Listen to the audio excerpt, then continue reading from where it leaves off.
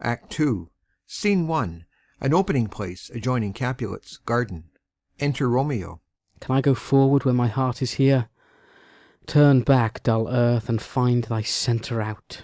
He climbs the wall and leaps down within it. Enter Benvolio and Mercutio. Romeo!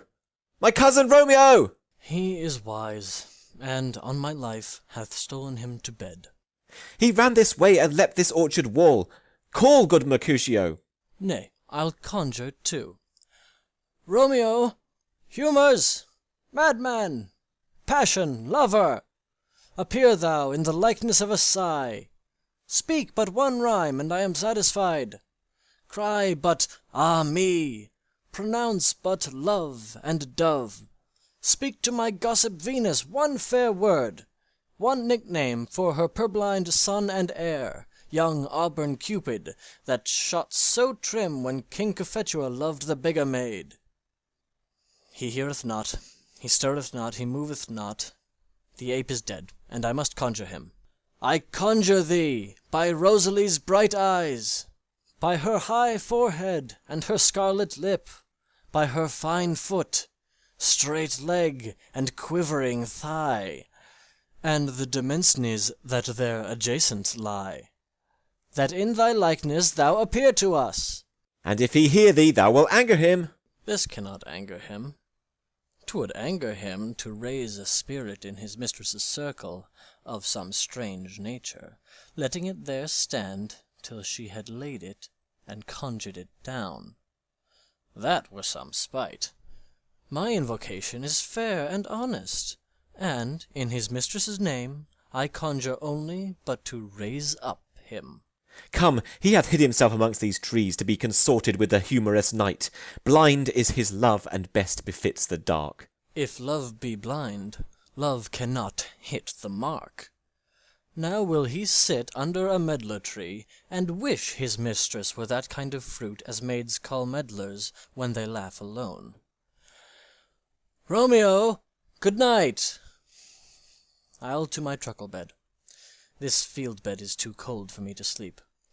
Come, shall we go? Go then, for 'tis in vain to seek him here that means not to be found. Exeunt. Scene 2, Capulet's garden. Enter Romeo. He jests at scars that never felt a wound. Juliet appears above at a window. But soft! What light through yonder window breaks? It is the east, and Juliet is the sun. Arise, fair sun, and kill the envious moon, who is already sick and pale with grief that thou, her maid, art far more fair than she. Be not her maid, since she is envious. Her vestal livery is but sick and green, and none but fools do wear it. Cast it off. It is my lady. Oh, it is my love. Oh, that she knew she were. She speaks, yet she says nothing. What of that? Her eye discourses. I will answer it. I am too bold. 'Tis not to me she speaks. Two of the fairest stars in all the heaven, having some business, do entreat her eyes to twinkle in their spheres till they return. What if her eyes were there, they in her head? The brightness of her cheek would shame those stars as daylight doth a lamp. Her eyes in heaven would through the airy region stream so bright that birds would sing and think it were not night.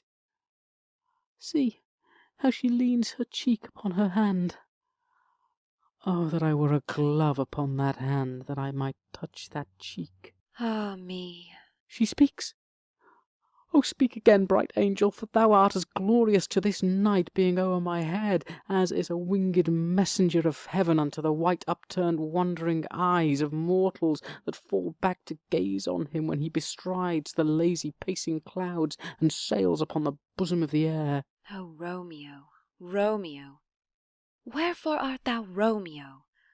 Deny thy father, and refuse thy name, or if thou wilt not, Be but sworn my love, and I'll no longer be a Capulet. Aside. Shall I hear more, or shall I speak at this? 'Tis but thy name that is my enemy. Thou art thyself, though not a Montague. What's Montague? It is nor hand, nor foot, nor arm, nor face, nor any other part belonging to a man. Oh, be some other name. What's in a name? That which we call a rose by any other name would smell as sweet. So Romeo would, were he not Romeo called, retain that dear perfection which he owes without that title. Romeo, doff thy name, and for that name which is no part of thee, take all myself. I take thee at thy word.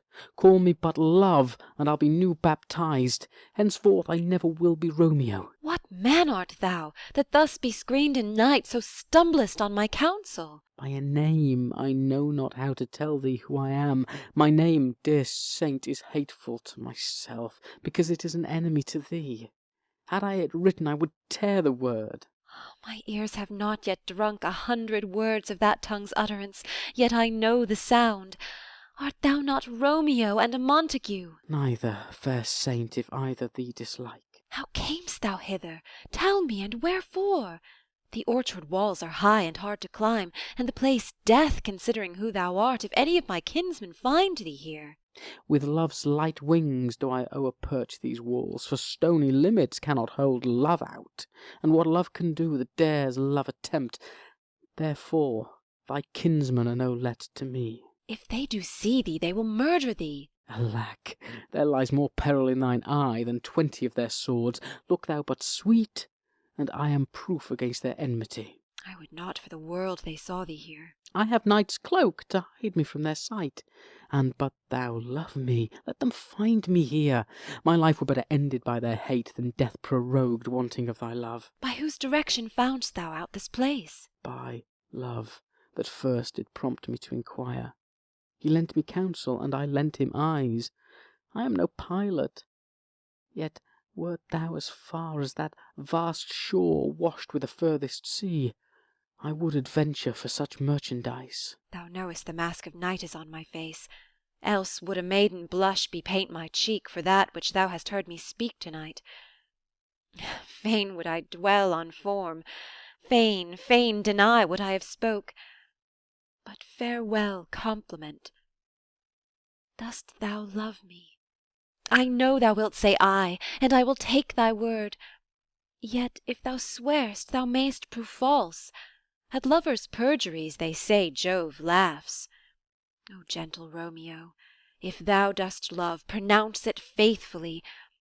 Or if thou think'st I am too quickly won, I'll frown and be perverse and say thee nay, so thou wilt woo. But else, not for the world. In truth, fair Montague, I am too fond. And therefore thou mayst think my haviour light, but trust me, gentleman, I'll prove more true than those that have more cunning to be strange. I should have been more strange, I must confess, but that thou overheardst ere I was ware my true love passion. Therefore pardon me, and not impute this yielding too light to love which the dark night hath so discovered. Lady, by yonder blessed moon I swear, that tips with silver all these fruit-tree tops. Oh, swear not by the moon, the inconstant moon that monthly changes in her circled orb, lest that thy love prove likewise variable. What shall I swear by? Do not swear at all. Or if thou wilt, swear by thy gracious self, which is the god of my idolatry, and I'll believe thee. If my heart's dear love... Well, do not swear. Although I joy in thee, I have no joy of this contract to-night. It is too rash, too unadvised, too sudden, too like the lightning, which doth cease to be ere one can say it lightens. Sweet good night.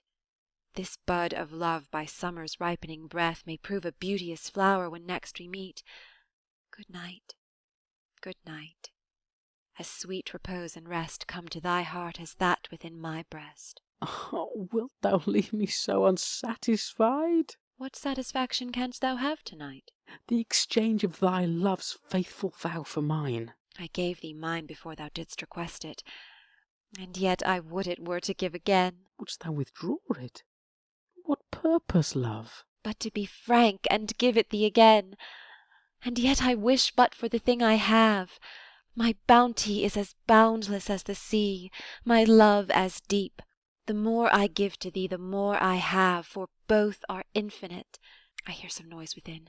Dear love, adieu. Nurse calls within. Anon, good nurse. Sweet Montague, be true. Stay but a little, I will come again. Exit. Oh, blessed, blessed night, I am afeard, being in night. All this is but a dream, too flattering sweet to be substantial. Enter Juliet above. 3 words, dear Romeo, and good night indeed. If that thy bent of love be honourable, thy purpose marriage, send me word to-morrow by one that I'll procure to come to thee, where and what time thou wilt perform the rite. And all my fortunes at thy foot I'll lay, and follow thee, my lord, throughout the world. Within. Madam! I come anon. But if thou mean'st not well, I do beseech thee. Within. Madam! By and by I come. To cease thy suit and leave me to my grief, to-morrow will I send. So thrive my soul. 1,000 times good night. Exit. 1,000 times the worse to want thy light. Love goes toward love as schoolboys from their books, but love from love toward school with heavy looks. Retiring slowly. Re-enter Juliet above. Hist, Romeo, hist! Oh, for a falconer's voice to lure this tassel gentle back again! Bondage is hoarse and may not speak aloud, else would I tear the cave where Echo lies, and make her airy tongue more hoarse than mine, with repetition of my Romeo's name. It is my soul that calls upon my name. How silver sweet sound lovers' tongues by night, like softest music to attending ears. Romeo, My dear, at what o'clock to-morrow shall I send to thee? at the hour of 9. I will not fail. 'Tis 20 years till then. I have forgot why I did call thee back. Let me stand here till thou remember it. I shall forget to have thee still stand there, remembering how I love thy company. And I'll still stay, to have thee still forgetting any other home but this. 'Tis almost morning. I would have thee gone, and yet no farther than a wanton's bird that lets it hop a little from her hand, like a poor prisoner in his twisted gyves, and with a silk thread plucks it back again, so loving jealous of his liberty. I would I were thy bird. Sweet, so would I, yet I should kill thee with much cherishing. Good night, good night. Parting is such sweet sorrow, that I shall say good night till it be morrow. Exit. Sleep. Dwell upon thine eyes, peace in thy breast. Would I were sleep and peace, so sweet to rest. Hence will I to my ghostly father's cell, his help to crave, and my dear hap to tell. Exit. Scene 3. Friar Laurence's cell. Enter Friar Laurence with a basket. The green-eyed morn smiles on the frowning night, checkering the eastern clouds with streaks of light, and flecked darkness like the drunkard reels from forth day's path and Titan's fiery wheels. None, ere the sun advance his burning eye, the day to cheer, and night's dank dew to dry. I must upfill this osier cage of ours with baleful weeds and precious juiced flowers. The earth, that's nature's mother, is her tomb. What is her burying grave? That is her womb. And from her womb children of divers kinds we sucking on her natural bosom find. Many for many, virtues excellent, none but for some, and yet all different. Oh, mickle is the powerful grace that lies in plants, herbs, stones, and their true qualities.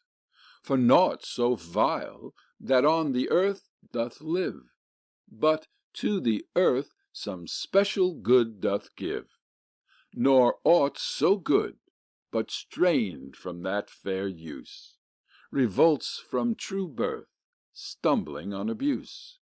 Virtue itself turns vice, being misapplied, and vice sometimes by action dignified. Within the infant rind of this small flower poison hath residence, and medicine power. For this, being smelt with that part, cheers each part. Being tasted, slays all senses with the heart. Two such opposing kings encamp them still, in man as well as herbs, grace and rude will. And where the worser is predominant, full soon the canker death eats up that plant. Enter Romeo. Good morrow, father. Benedicite! What early tongue so sweet saluteth me? Young son, it argues a distempered head so soon to bid good morrow to thy bed. Care keeps his watch in every old man's eye, and where care lodges, sleep will never lie. But where unbruised youth with unstuffed brain doth couch his limbs, there golden sleep doth reign. Therefore thy earthiness doth me assure thou art uproused with some distemperature.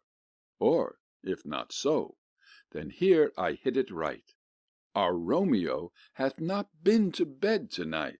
That last is true, the sweeter rest was mine. God pardon sin. Wast thou with Rosalind? With Rosaline, my ghostly father? No, I have forgot that name and that name's woe. That's my good son. But where hast thou been, then? I'll tell thee ere thou ask it me again. I have been feasting with mine enemy, where on a sudden one hath wounded me that's by me wounded. Both our remedies within thy help and holy physic lies. I bear no hatred, blessed man, for, lo, my intercession likewise steads my foe. Be plain, good son, and homily in thy drift. Riddling confession finds but riddling shrift. Then plainly know my heart's dear love is set on the fair daughter of rich Capulet. As mine on hers, so hers is set on mine, and all combined, save what thou must combine by holy marriage. When and where and how we met, we wooed and made exchange of vow, I'll tell thee as we pass. But this I pray, that thou consent to marry us today. Holy Saint Francis, what a change is here! Is Rosalind that thou didst love so dear, so soon forsaken? Young men's love, then, lies not truly in their hearts, but in their eyes.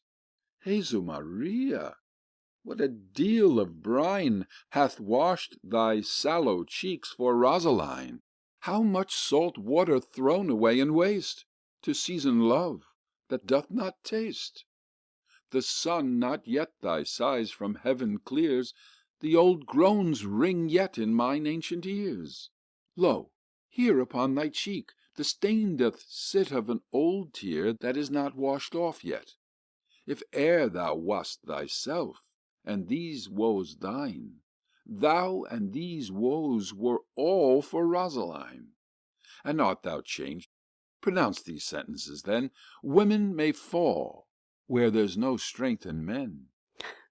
Thou chidst me oft for loving Rosaline, For doting, not for loving, pupil mine. and badest me bury love. Not in a grave to lay one in, another out to have.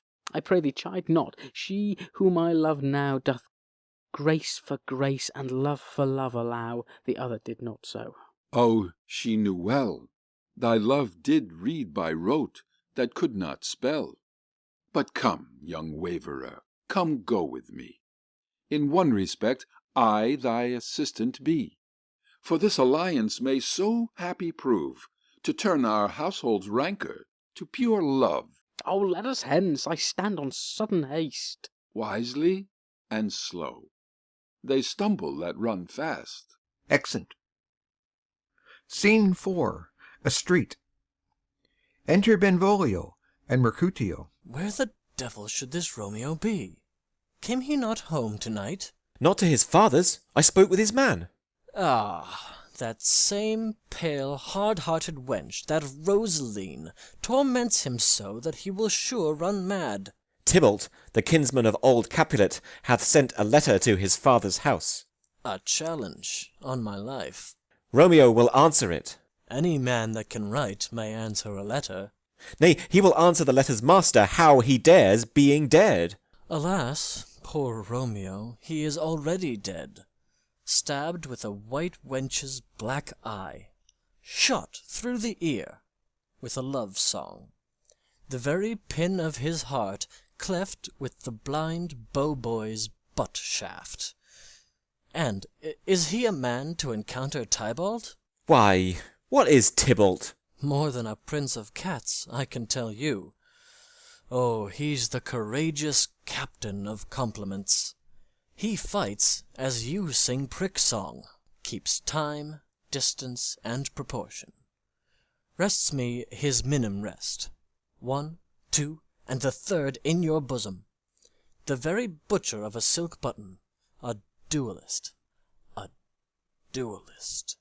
a gentleman of the very first house, of the first and second cause.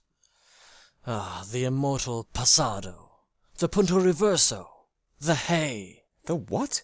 The pox of such antic, lisping, affected fantasticos, these new tuners of accents. By Jesu, a very good blade, a very tall man, a very good whore. Why, is not this a lamentable thing, grandsire, that we should be thus afflicted with these strange flies, these fashion-mongers, these pardonnez-mois, who stand so much on the new form that they cannot sit at ease on the old bench? Oh, their bonds, their bonds! Here comes Romeo! Here comes Romeo! Without his roe, like a dried herring. O flesh, flesh, how art thou fishified! Now is he for the numbers that Petrarch flowed in. Laura to his lady was but a kitchen wench. Marry, she had a better love to berhyme her. Dido a dowdy, Cleopatra a gypsy, Helen and Hero, Hildings and harlots, Thisbe a grey eye or so, but not to the purpose. Enter Romeo. Signor Romeo, bonjour! There's a French salutation to your French slop. You gave us the counterfeit fairly last night. Good morrow to you both. What counterfeit did I give you? The slip, sir, the slip. Can you not conceive? Pardon, good Mercutio, my business was great, and in such a case as mine a man may strain courtesy. That's as much to say, such a case as yours constrains a man to bow in the hams. Meaning to courtesy. Thou hast most kindly hit it. A most courteous exposition. Nay, I am the very pink of courtesy. Pink for flower. Right. Why then, is my pump well flowered? Well said. Follow me this jest now, till thou hast worn out thy pump, that when the single soul of it is worn, the jest may remain, after the wearing, soul singular. Oh, single-souled jest, solely singular for the singleness. Come between us, good Benvolio, my wits faint. Swits and spurs, or I'll cry a match. Nay, if thy wits run the wild goose chase, I have done. For thou hast more of the wild goose in one of thy wits than, I am sure, I have in my whole 5. Was I with you there for the goose? Thou wast never with me for anything, when thou wast not there for the goose. I will bite thee by the ear for that jest. Nay, good goose, bite not. Thy wit is a very bitter sweeting. It is a most sharp sauce. And is it not, then, well served into a sweet goose? Oh, here's a wit of Cheveril that stretches from an inch narrow to an ell broad. I will stretch it out for that word broad, which added to the goose proves thee far and wide a broad goose. Oh, why, is this not better now than groaning for love? Now art thou sociable, now art thou Romeo, now art thou what thou art, by art as well as by nature. For this drivelling love is like a great natural that runs lolling up and down to hide his bauble in a hole. Stop there, stop there. Thou desirest me to stop in my tail against the hair. Thou wouldst else have made thy tail large. Oh, thou art deceived. I would have made it short, for I was come to the whole depth of my tale, and meant indeed to occupy the argument no longer. Here's goodly gear. Enter Nurse and Peter. A sail, a sail, a sail! Two, a shirt and a smock. Peter. Anon. My fan, Peter. Good Peter, to hide her face, for her fan's the fairer face. God ye good morrow, gentlemen. God ye good den, fair gentlewoman. Is it good den? 'Tis no less, I tell ye, for the body hand of the dial is now upon the prick of noon. Out upon you! What a man are you! One gentlewoman that God hath made for himself to mar. By my troth, it is well said. For himself to mar, quoth he. Gentlemen, can any of you tell me where I may find the young Romeo? I can tell you, but young Romeo will be older when you have found him than he was when you sought him. I am the youngest of that name, for fault of a worse. You say well. Yea, is the worst well? Very well took, i' faith. Wisely, wisely. If you be he, sir, I desire some confidence with you. She will indite him to some supper. What hast thou found? No hare, sir, unless a hare, sir, in a Lenten pie. That is something stale and hoar ere it be spent. Sings. An old hare whore and an old hare whore is very good meat in Lent. But a hare that is whore is too much for a score when it whores ere it be spent. Romeo, will you come to your father's? We'll to dinner thither. I will follow you. Farewell, ancient lady, farewell. Singing. Lady, lady, lady. Exeunt Mercutio and Benvolio. Marry, farewell. I pray you, sir, what saucy merchant was this that was so full of his ropery? A gentleman, nurse, that loves to hear himself talk, and will speak more in a minute than he will stand to in a month. An' a speak anything against me, I'll take him down. An' a were lustier than he is, and 20 such jacks, and if I cannot, I'll find those that shall. Scurvy knave! I am none of his flirt gills, I am none of his skeins mates. And thou must stand by too, and suffer every knave to use me at his pleasure. I saw no man use you at his pleasure. If I had, my weapon should quickly have been out, I warrant you. I dare draw as soon as another man, if I see occasion in a good quarrel, and the law's on my side. Now afore God I am so vexed that every part about me quivers. Scurvy knave! Pray you, sir, a word, and as I told you, my young lady bid me inquire you out. What she bade me say I will keep to myself. But first let me tell ye, if ye should lead her into a fool's paradise, as they say, it were a very gross kind of behaviour, as they say, for the gentlewoman is young, and therefore, if you should deal double with her, truly it were an ill thing to be offered to any gentlewoman, and very weak dealing. Nurse, commend me to thy lady and mistress. I protest unto thee. Good heart and in faith I will tell her as much. Lord, Lord, she will be a joyful woman. What wilt thou tell her, nurse?